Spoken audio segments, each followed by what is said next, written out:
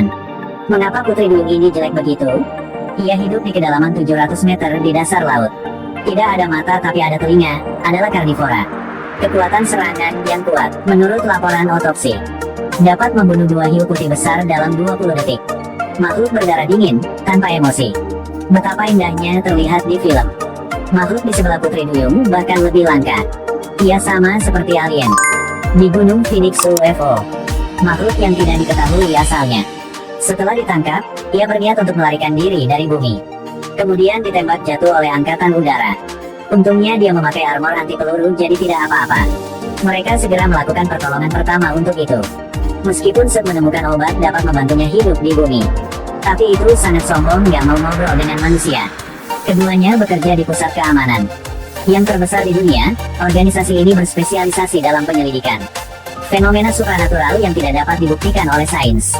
Adai masih polisi biasa tadi malam. Ketika patroli, ia menemukan seseorang menyelinap melakukan sesuatu. Jadi ia buru turun ke mobil dan bertanya. Tidak heran dia melarikan diri. Tidak hanya dia bisa terbang, dan tubuhnya masih sangat kuat walaupun ditabrak mobil. Tapi tidak sakit juga. Ia baik mengancam pengemudi wanita maupun mengejek Adai. Setelah melihatnya, Adai dengan cepat ambil pistol dan tembak pria berbaju hitam itu terus-menerus. Tidak terluka tapi masih menggodanya. Kemudian melompati pagar dan lari, meskipun tidak bisa menangkapnya. Tapi tindakan Adai dilihat oleh atasannya.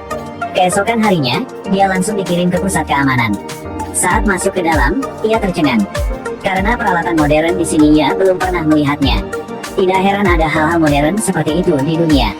Pusat keamanan ini tidak seperti pusat lain di dunia. Hal-hal yang Anda menyaksikan dan mendengar di sini dianggap sebagai rahasia negara. Anda mungkin tahu aturan privasi, kan? Siap, Komandan. Ana mengajaknya berkeliling. Lalu mereka mencapai ruang rahasia pertama.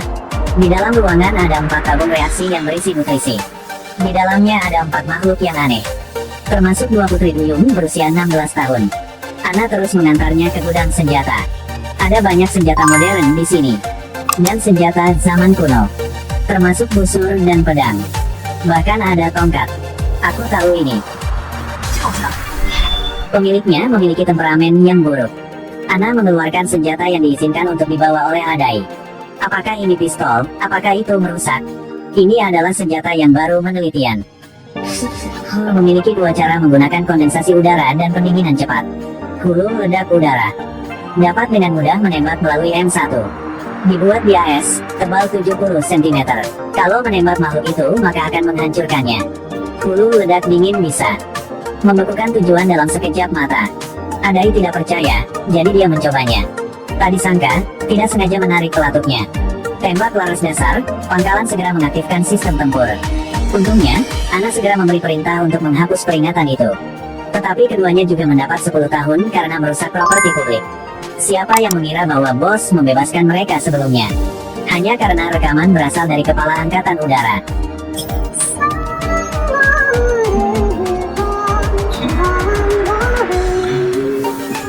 Gimana?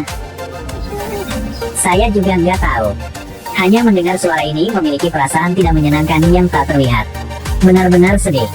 Hewan apa yang membuat suara ini? Itulah naga. Setelah mendengar suara itu, Ana merasa itulah keturunan naga kuno. Naga bisa ditebak dari suaranya. Disiksa, kepala berkata, naga adalah hewan mitos. Jika itu benar-benar ada, maka kita harus melindunginya. Terakhir kali manusia melakukan kontak dengannya adalah tahun 1934. Pada tanggal 7 Juli tahun 1934, para petani melihat seekor naga berguling-guling di udara, lalu jatuh ke tanah. Lalu naga ini ditangkap oleh orang Jepang. Buku dengan catatan hanya itu. Jadi sutradara memutuskan untuk membuat mereka kembali ke tahun 1934 untuk menyelidiki ini. Apakah benar-benar ada naga di dunia? Konon, ada naga jatuh ke tanah. Lihatlah. Kemana kamu pergi? Kudengar ada naga di desa timur yang baru saja jatuh ke tanah. Cobalah lihat. Mereka juga segera kabur.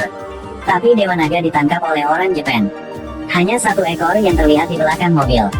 Meskipun orang-orang di sebelah satu sama lain memprotes, tapi tentara Jepang tidak bisa mendengarkan mereka. Komandan memberi perintah, tentara Jepang segera mengawal naga itu. Adai segera bertanya, tapi orang ini tidak melihatnya dengan matanya sendiri.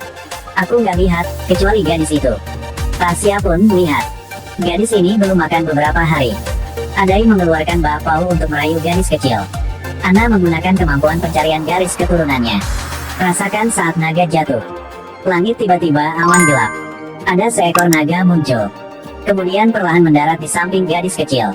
Tapi Dewa Naga tidak bermaksud menyakitinya.